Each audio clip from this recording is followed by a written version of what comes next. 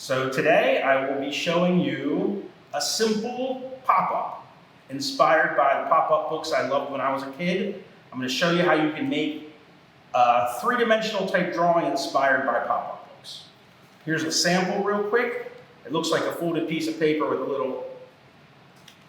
little cut taken out of it. But when you open it up, it's hoping that it's the right way. Yes, look, it's a three-dimensional cat. You can see if you put your hand back there, it has an element of depth.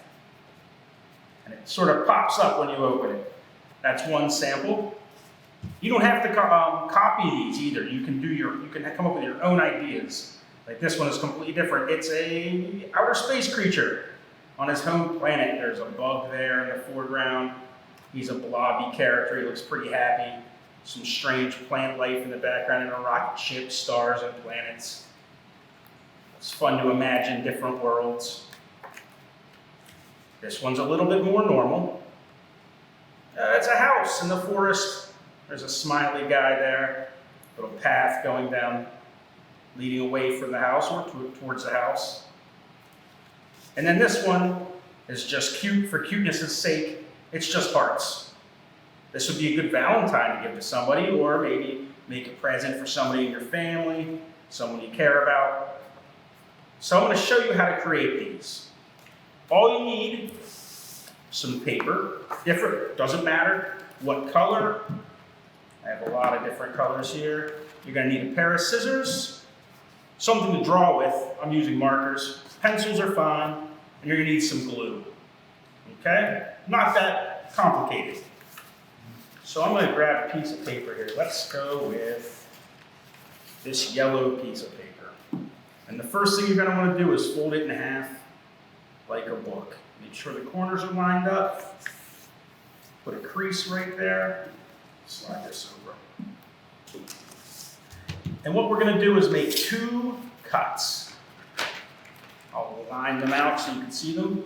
You want the cuts to be along the crease here, not on the open end. And they're going to be maybe about 1 inch. You can measure them out, but I just like to estimate. And you don't want them to be too far apart. We'll put maybe 2 or 3 fingers there. And we want the lines to be just the same length. Close to the middle there. All right. So the next step is to carefully cut along those lines. And then when you open it up, you'll have this flap in the middle. So this is a tricky part, and if you're a youngster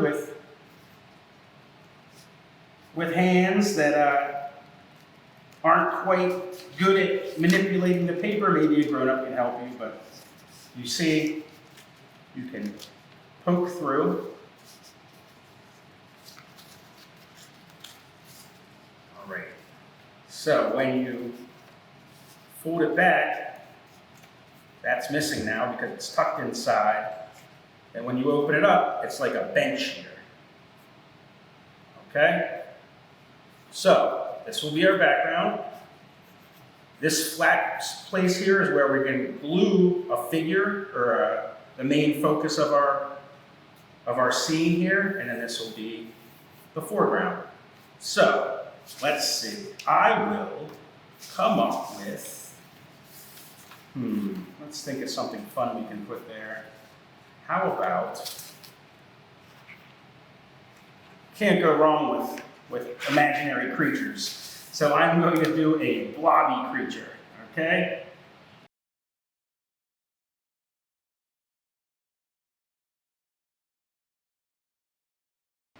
With liquid glue, you think the more you put down, the stickier it's going to get. It's actually not true. If you use too much glue, it makes things less sticky. So you just want a little medium amount there. And I'm going to press my little character and hold him there for a few seconds till the glue creates a seal.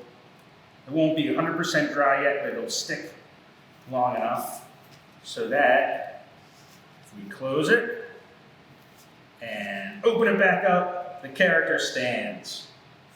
Now the fun part is designing an environment for this character. We want trees back here, we want a rainbow. Where does this slimy creature live? That's up to you. Let's see.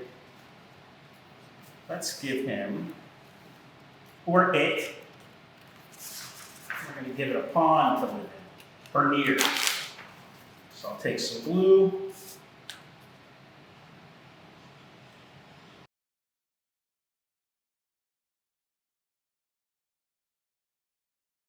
Let's put a goldfish in that pond. This is the fun part, adding the details. Got this orange paper.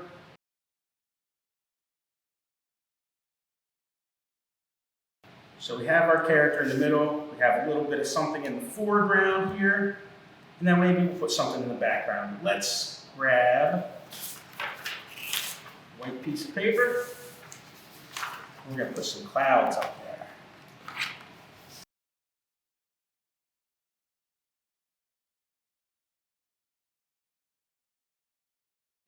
Is good for now. There's a lot more we could put in there. We could put mountains in the background, all kinds of stuff, a sun or a moon up in the sky. But for now, I think that's a pretty good sample. You'll see if you close it, nothing pops out of the sides. It's okay if it does. So you could present this to somebody like a surprise. Say, here, I made the card for you. When they open it up, surprise! A creature that nobody's ever seen before. Yeah. So this is mixed media. Mixed media is combining different materials. It's not just a drawing, although I drew these with a marker and cut them out and collaged them together. And it's got a 3D sculpture element to it too. So anytime you use more than one material, it's mixed media.